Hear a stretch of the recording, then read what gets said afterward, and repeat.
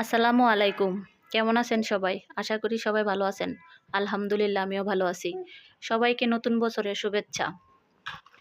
আজকে আপনাদের সাথে আমি একটি শাক রেসিপি শেয়ার করব।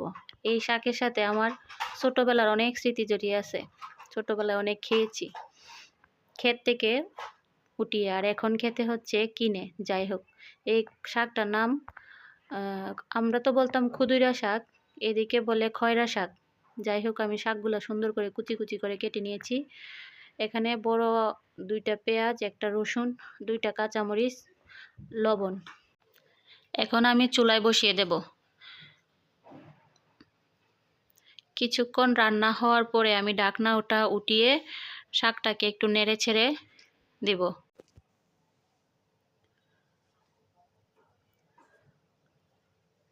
কিছুক্ষণ নেড়ে আমি আবার ঢাকনা বন্ধ করে আরও কিছুক্ষণ রান্না করে নেব। শাকটা রান্না করতে বেশি ঝামেলা নেই। আপনি ইচ্ছে করলে তেল দিয়ে ভাজি করতে পারবেন, আর না হলে এভাবে খেতে পারবেন, ঠিক আমি যেভাবে রান্না করছি। ঢাকনাটা উঠিয়ে আবারও নাড়াচাড়া দিয়ে দিলাম। শাকের পানিটা অনেকটা শুকিয়ে এসেছে।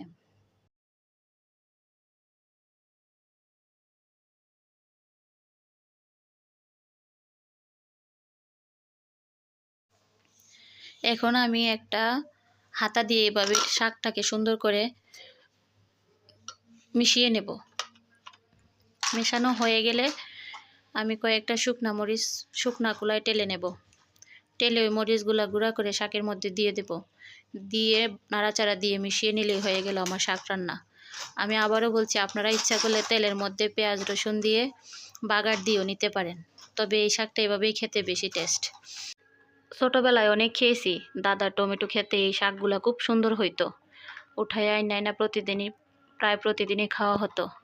ছোটোবেলার স্মৃতিগুলো আবারও মনে পড়ে গেল। যাই হোক, সবাই ভালো থাকবেন, সুস্থ থাকবেন।